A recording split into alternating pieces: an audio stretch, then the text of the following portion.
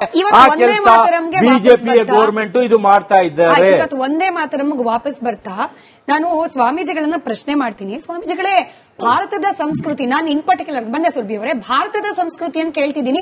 ಇಲ್ಲಿರುವ ಮುಸಲ್ಮಾನರು, ಕ್ರಿಶ್ಚಿಯನ್, ಜೈನು, ಸಿಖ್ಖರು ಹಾಗೆ ಹಿಂದೂಗಳು ಎಲ್ಲರೂ ಸೇರಿ ಭಾರತೀಯರು ಅನ್ನೋ ಪರಿಕಲ್ಪನೆಯಲ್ಲಿ ಭಾರತೀಯರ ಕಲ್ಪನೆ ಹೇಗೆ, ನಮ್ಮ ಇತಿಹಾಸ ಹೇಗಿದೆ, ನಮ್ಮ ಸಂಸ್ಕೃತಿ ಹೇಗಿದೆ, ಪರಂಪರೆ ಹೇಗಿದೆ ಅಂದ್ರೆ ನಾವು ನೆಲವನ್ನ, ಜಲವನ್ನ ಎಲ್ಲವನ್ನ ಕೂಡ ವಸ್ತುಗಳಾಗಿ ನೋಡೋದಿಲ್ಲ, ಅದನ್ನ ಪೂಜನೀಯ ಗೌರವದಿಂದ ಭಾವಿಸ್ತೇವೆ, ಇನ್ಕ್ಲೂಡಿಂಗ್ ಮುಸಲ್ಮಾನರು ಕೂಡ. ಇಲ್ಲಿ ಕೇವಲ ಭಾರತೀಯನ್ನ ಭಾರತಾಂಬೆ ಅಂತ ಕರೆಯೋದಕ್ಕೆ ಅಥವಾ ಕನ್ನಡವನ್ನ ಕನ್ನಡಾಂಬೆ, ಕರ್ನಾಟಕದ ಮಾತೆಯನ್ನ ಕನ್ನಡಾಂಬೆ ಅಂತ ಕರೀಲಿಕ್ಕೆ ನಮಗಿದು ಒಪ್ಪೋದಿಲ್ಲ ಅಂತಂದ್ರೆ ಇದು ಭಾರತೀಯ ಮೂಲ ಸಂಸ್ಕೃತಿಯ ವಿರುದ್ಧ ಅಲ್ವೋ? 100% ಭಾರತೀಯ ಮೂಲ ಸಂಸ್ಕೃತಿಯ ವಿರುದ್ಧನೇ ನಡೆಯುವಂತ ಹುನ್ನಾರಗಳಿವು. ಯಾಕೆ ಅಂತಂದ್ರೆ ಈ ಬಾಹ್ಯ ದೇಶಗಳ ಒತ್ತಡಗಳಿಂದ ಬಂದಂತಹ ಮತಾವಲಂಬನ ವ್ಯವಸ್ಥೆಗಳು ಬಾಹ್ಯ ದೇಶಗಳನ್ನು ಹೊಂದಿಕೊಂಡು ನಡೆದಿದೆ. ಇದು ಆರ್ಯನ್ಸ್ ಬರ್ದಿರೋದು. ಈ ಮಣ್ಣಿನ ಸಂಸ್ಕೃತಿಗೆ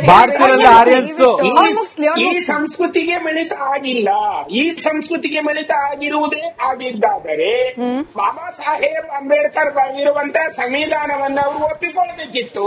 ಅದನ್ನೇ ಅವರು ಒಪ್ಪಿಕೊಳ್ಳುವುದಿಲ್ಲ ಅಂತ ಹೇಳಿದ ಮೇಲೆ ಇನ್ನು ಇವರು ಭಾರತಾಂಬೆಯನ್ನ ಅಥವಾ ಕನ್ನಡಾಂಬೆಯನ್ನ ಪೂಜೆ ಮಾಡುವ ಸಂಸ್ಕೃತಿಯನ್ನ ಅವರು ಯಾವತ್ತೂ ಒಪ್ಪಲ್ಲ, ಯಾವತ್ತೂ ಅವರು ಅದನ್ನ ಮಾಡಲ್ಲ. ಆದರೆ ಅವರು ಹೇಳಿರುವಂತಹ ಮಾತಿನಲ್ಲೇ ಒಂದು ವಿಷಯ ಅಡಕವಾಗಿದೆ. ಅವರು ಹೇಳ್ತಾರೆ, ನಾವು ಈ ಭೂಮಿಯನ್ನ ಪೂಜೆ ಮಾಡಲ್ಲ ಹಾಗೆ ಅಂತ ಹೇಳಿ ಈ ಭೂಮಿಯಲ್ಲೇ ಅವರು ನಮಸ್ಕಾರ ಮಾಡ್ತಾರೆ. ಈಗ ನಮಾಜ್ ಮಾಡೋದು ಈ ಭೂಮಿಯಲ್ಲೇ, ಈ ಭೂಮಿ ಬಿಟ್ಟರೆ ನಮಾಜ್ ಮಾಡ್ಲಿಕ್ಕೆ ಆಗಲ್ಲ.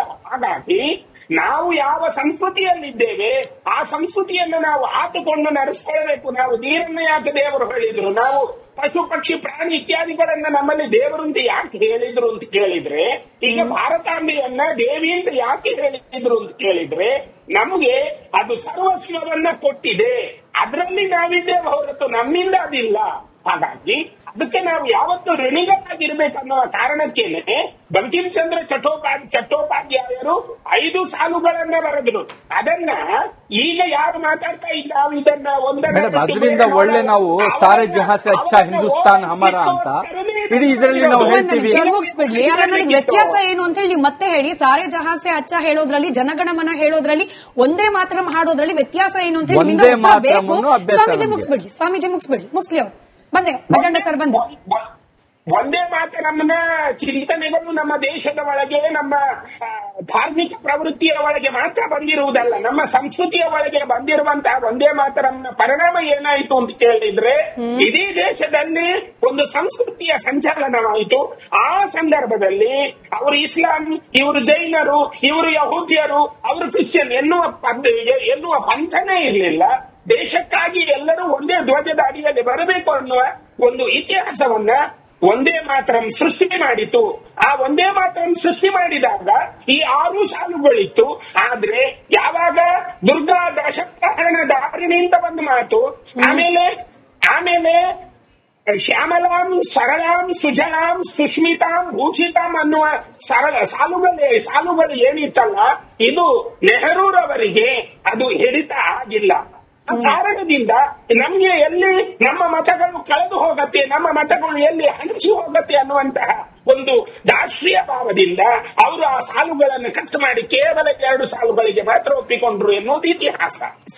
ಆ ಕೆಲಸ ಬಿಜೆಪಿಯ ಗೌರ್ಮೆಂಟ್ ಇದು ಮಾಡ್ತಾ ಇದ್ದಾರೆ. ಇವತ್ತು ಒಂದೇ ಮಾತರಮ್ಗೆ ವಾಪಸ್ ಬರ್ತಾ ನಾನು ಸ್ವಾಮೀಜಿಗಳನ್ನ ಪ್ರಶ್ನೆ ಮಾಡ್ತೀನಿ. ಸ್ವಾಮೀಜಿಗಳೇ, ಭಾರತದ ಸಂಸ್ಕೃತಿ, ನಾನು ಇನ್ ಪರ್ಟಿಕ್ಯುಲರ್ ಬಂದೆ ಸುರ್ಬಿ ಅವರೇ, ಭಾರತದ ಸಂಸ್ಕೃತಿಯನ್ನು ಕೇಳ್ತಿದ್ದೀನಿ.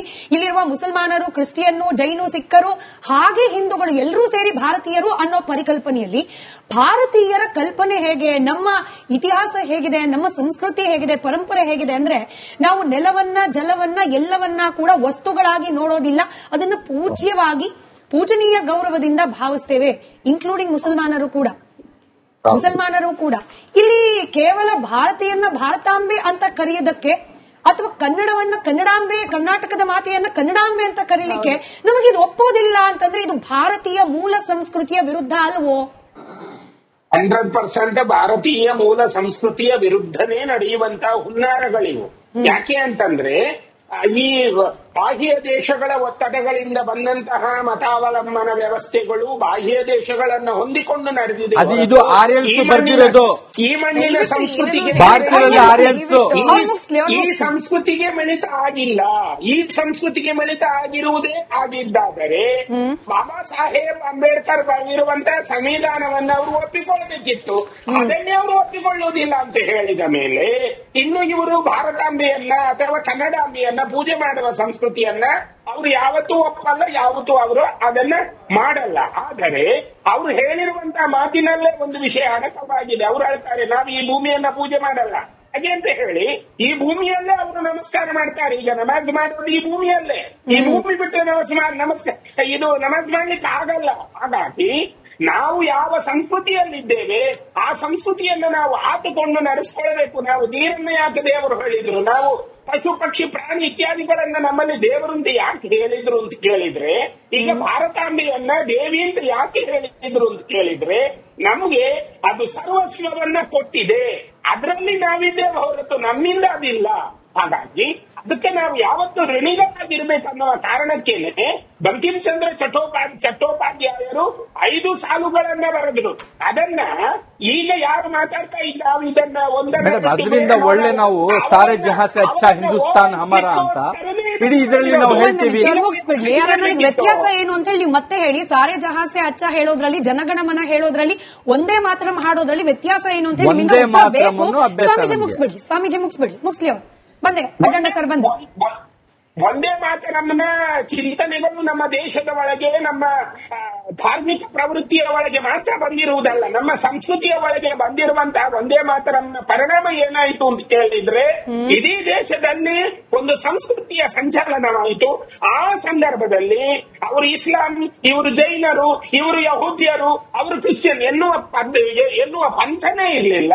ದೇಶಕ್ಕಾಗಿ ಎಲ್ಲರೂ ಒಂದೇ ಧ್ವಜದ ಅಡಿಯಲ್ಲಿ ಬರಬೇಕು ಅನ್ನುವ ಒಂದು ಇತಿಹಾಸವನ್ನ ಒಂದೇ ಮಾತರಂ ಸೃಷ್ಟಿ ಮಾಡಿತು. ಆ ಒಂದೇ ಮಾತರಂ ಸೃಷ್ಟಿ ಮಾಡಿದಾಗ ಈ 6 ಸಾಲುಗಳಿತ್ತು. ಆದ್ರೆ ಯಾವಾಗ ದುರ್ಗಾ ದಶಪ್ರಹರಣ ಧಾರಣೆಯಿಂದ ಒಂದು ಮಾತು, ಆಮೇಲೆ ಶ್ಯಾಮಲಾಂ ಸರಳಾಂ ಸುಜಲಾಂ ಸುಷ್ಮಿತಾಂ ಭೂಷಿತಾಂ ಅನ್ನುವ ಸಾಲುಗಳು ಏನಿತ್ತಲ್ಲ, ಇದು ನೆಹರೂರವರಿಗೆ ಅದು ಹಿಡಿತ ಆಗಿಲ್ಲ. ಆ ಕಾರಣದಿಂದ ನಮ್ಗೆ ಎಲ್ಲಿ ನಮ್ಮ ಮತಗಳು ಕಳೆದು ಹೋಗತ್ತೆ, ನಮ್ಮ ಮತಗಳು ಎಲ್ಲಿ ಹಂಚಿ ಹೋಗತ್ತೆ ಅನ್ನುವಂತಹ ಒಂದು ರಾಷ್ಟ್ರೀಯ ಭಾವದಿಂದ ಅವರು ಆ ಸಾಲುಗಳನ್ನು ಕಟ್ ಮಾಡಿ ಕೇವಲ 2 ಸಾಲುಗಳಿಗೆ ಮಾತ್ರ ಒಪ್ಪಿಕೊಂಡ್ರು ಎನ್ನುವುದು ಇತಿಹಾಸ. ಬಿಜೆಪಿ ಗೌರ್ಮೆಂಟ್ ಇದು ಮಾಡ್ತಾ ಇದ್ದಾರೆ. ಇವತ್ತು ಒಂದೇ ಮಾತರಮ್ಗೆ ವಾಪಸ್ ಬರ್ತಾ ನಾನು ಸ್ವಾಮೀಜಿಗಳನ್ನ ಪ್ರಶ್ನೆ ಮಾಡ್ತೀನಿ. ಸ್ವಾಮೀಜಿಗಳೇ, ಭಾರತದ ಸಂಸ್ಕೃತಿ, ನಾನು ಇನ್ ಪರ್ಟಿಕ್ಯುಲರ್ ಬಂದೆ ಸುರ್ಬಿ ಅವರೇ, ಭಾರತದ ಸಂಸ್ಕೃತಿಯನ್ನು ಕೇಳ್ತಿದ್ದೀನಿ. ಇಲ್ಲಿರುವ ಮುಸಲ್ಮಾನರು, ಕ್ರಿಶ್ಚಿಯನ್ನು, ಜೈನು, ಸಿಖ್ಖರು ಹಾಗೆ ಹಿಂದೂಗಳು ಎಲ್ಲರೂ ಸೇರಿ ಭಾರತೀಯರು ಅನ್ನೋ ಪರಿಕಲ್ಪನೆಯಲ್ಲಿ ಭಾರತೀಯರ ಕಲ್ಪನೆ ಹೇಗೆ, ನಮ್ಮ ಇತಿಹಾಸ ಹೇಗಿದೆ, ನಮ್ಮ ಸಂಸ್ಕೃತಿ ಹೇಗಿದೆ, ಪರಂಪರೆ ಹೇಗಿದೆ ಅಂದ್ರೆ, ನಾವು ನೆಲವನ್ನ, ಜಲವನ್ನ, ಎಲ್ಲವನ್ನ ಕೂಡ ವಸ್ತುಗಳಾಗಿ ನೋಡೋದಿಲ್ಲ, ಅದನ್ನ ಪೂಜನೀಯ ಗೌರವದಿಂದ ಭಾವಿಸ್ತೇವೆ, ಇನ್ಕ್ಲೂಡಿಂಗ್ ಮುಸಲ್ಮಾನರು ಕೂಡ. ಇಲ್ಲಿ ಕೇವಲ ಭಾರತೀಯನ್ನ ಭಾರತಾಂಬೆ ಅಂತ ಕರೆಯೋದಕ್ಕೆ ಅಥವಾ ಕನ್ನಡವನ್ನ ಕನ್ನಡಾಂಬೆ, ಕರ್ನಾಟಕದ ಮಾತೆಯನ್ನ ಕನ್ನಡಾಂಬೆ ಅಂತ ಕರೀಲಿಕ್ಕೆ ನಮಗೆ ಇದು ಒಪ್ಪೋದಿಲ್ಲ ಅಂತಂದ್ರೆ ಇದು ಭಾರತೀಯ ಮೂಲ ಸಂಸ್ಕೃತಿಯ ವಿರುದ್ಧ ಅಲ್ವೋ? 100% ಭಾರತೀಯ ಮೂಲ ಸಂಸ್ಕೃತಿಯ ವಿರುದ್ಧನೇ ನಡೆಯುವಂತಹ ಹುನ್ನಾರಗಳಿವು. ಯಾಕೆ ಅಂತಂದ್ರೆ ಈ ಬಾಹ್ಯ ದೇಶಗಳ ಒತ್ತಡಗಳಿಂದ ಬಂದಂತಹ ಮತಾವಲಂಬನ ವ್ಯವಸ್ಥೆಗಳು ಬಾಹ್ಯ ದೇಶಗಳನ್ನ ಹೊಂದಿಕೊಂಡು ನಡೆದಿದೆ. ಅದು ಇದು ಆರ್ಯನ್ಸ್ ಬರ್ತಿರೋದು. ಈ ಮಣ್ಣಿನ ಸಂಸ್ಕೃತಿಗೆ ಈ ಸಂಸ್ಕೃತಿಗೆ ಮಿಳಿತ ಆಗಿಲ್ಲ. ಈ ಸಂಸ್ಕೃತಿಗೆ ಮಿಳಿತ ಆಗಿರುವುದೇ ಆಗಿದ್ದಾದರೆ ಬಾಬಾ ಸಾಹೇಬ್ ಅಂಬೇಡ್ಕರ್ ಬರೆದಿರುವಂತಹ ಸಂವಿಧಾನವನ್ನ ಅವರು ಒಪ್ಪಿಕೊಳ್ಳಬೇಕಿತ್ತು.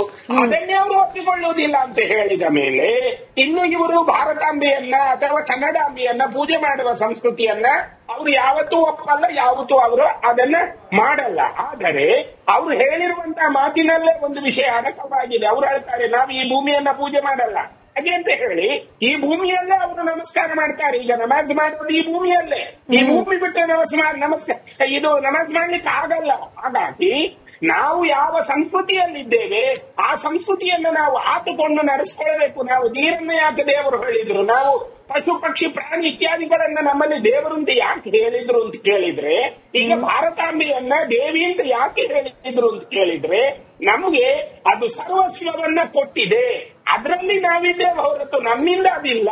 ಹಾಗಾಗಿ ಅದಕ್ಕೆ ನಾವು ಯಾವತ್ತು ಋಣಿಗಳಾಗಿರ್ಬೇಕನ್ನುವ ಕಾರಣಕ್ಕೇನೆ ಬಂಕಿಂ ಚಂದ್ರ ಚಟ್ಟೋಪಾಧ್ಯಾಯರು 5 ಸಾಲುಗಳನ್ನ ಬರೆದ್ರು. ಅದನ್ನ ಈಗ ಯಾರು ಮಾತಾಡ್ತಾ ಇದ್ದಾವೆ ಇದನ್ನ ಅದರಿಂದ ಒಳ್ಳೆ ನಾವು ಸಾರೆ ಜಹಾಸೆ ಅಚ್ಚಾ ಹಿಂದೂಸ್ತಾನ್ ಹಮಾರ ಅಂತ ಇಡೀ ಇದರಲ್ಲಿ ನಾವು ಹೇಳ್ತೀವಿ. ಮುಗಿಸ್ಬಿಡ್ಲಿ, ನನಗೆ ವ್ಯತ್ಯಾಸ ಏನು ಅಂತ ಹೇಳಿ ನೀವು ಮತ್ತೆ ಹೇಳಿ. ಸಾರೆ ಜಹಾಸೆ ಅಚ್ಚ ಹೇಳೋದ್ರಲ್ಲಿ, ಜನಗಣಮನ ಹೇಳೋದ್ರಲ್ಲಿ, ಒಂದೇ ಮಾತರಂ ಹಾಡೋದ್ರಲ್ಲಿ ವ್ಯತ್ಯಾಸ ಏನು ಅಂತ ಹೇಳಿ ಸ್ವಾಮೀಜಿ ಮುಗಿಸ್ಲಿ ಅವ್ರು. ಬಂದೆ ಅಡ್ಡಂಡ ಸರ್ ಬಂದೆ. ಒಂದೇ ಮಾತರಂನ ಚಿಂತನೆಗಳು ನಮ್ಮ ದೇಶದ ಒಳಗೆ, ನಮ್ಮ ಧಾರ್ಮಿಕ ಪ್ರವೃತ್ತಿಯ ಒಳಗೆ ಮಾತ್ರ ಬಂದಿರುವುದಲ್ಲ, ನಮ್ಮ ಸಂಸ್ಕೃತಿಯ ಒಳಗೆ ಬಂದಿರುವಂತಹ ಒಂದೇ ಮಾತರಂನ ಪರಿಣಾಮ ಏನಾಯಿತು ಅಂತ ಕೇಳಿದ್ರೆ, ಇಡೀ ದೇಶದಲ್ಲಿ ಒಂದು ಸಂಸ್ಕೃತಿಯ ಸಂಚಾಲನವಾಯಿತು. ಆ ಸಂದರ್ಭದಲ್ಲಿ ಅವರು ಇಸ್ಲಾಂ, ಇವರು ಜೈನರು, ಇವರು ಯಹೂದ್ಯರು, ಅವರು ಕ್ರಿಶ್ಚಿಯನ್ ಎನ್ನುವ ಪಂಥನೇ ಇರಲಿಲ್ಲ. ದೇಶಕ್ಕಾಗಿ ಎಲ್ಲರೂ ಒಂದೇ ಧ್ವಜದ ಅಡಿಯಲ್ಲಿ ಬರಬೇಕು ಅನ್ನುವ ಒಂದು ಇತಿಹಾಸವನ್ನ ಒಂದೇ ಮಾತರಂ ಸೃಷ್ಟಿ ಮಾಡಿತು. ಆ ಒಂದೇ ಮಾತರಂ ಸೃಷ್ಟಿ ಮಾಡಿದಾಗ ಈ 6 ಸಾಲುಗಳಿತ್ತು. ಆದ್ರೆ ಯಾವಾಗ ದುರ್ಗಾ ದಶಪ್ರಹರಣ ಧಾರಿಣಿ ಅಂತ ಬಂದು ಮಾತು, ಆಮೇಲೆ ಶ್ಯಾಮಲಾಂ ಸರಳಾಂ ಸುಜಲಾಂ ಸುಷ್ಮಿತಾಂ ಭೂಷಿತಾಂ ಅನ್ನುವ ಸಾಲುಗಳು ಏನಿತ್ತಲ್ಲ, ಇದು ನೆಹರೂರವರಿಗೆ ಅದು ಹಿಡಿತ ಆಗಿಲ್ಲ. ಆ ಕಾರಣದಿಂದ ನಮ್ಗೆ ಎಲ್ಲಿ ನಮ್ಮ ಮತಗಳು ಕಳೆದು ಹೋಗತ್ತೆ, ನಮ್ಮ ಮತಗಳು ಎಲ್ಲಿ ಹಂಚಿ ಹೋಗತ್ತೆ ಅನ್ನುವಂತಹ ಒಂದು ದಾರ್ಷ್ಟ್ರೀಯ ಭಾವದಿಂದ ಅವರು ಆ ಸಾಲುಗಳನ್ನು ಕಟ್ ಮಾಡಿ ಕೇವಲ 2 ಸಾಲುಗಳಿಗೆ ಮಾತ್ರ ಒಪ್ಪಿಕೊಂಡ್ರು ಎನ್ನುವುದು ಇತಿಹಾಸ.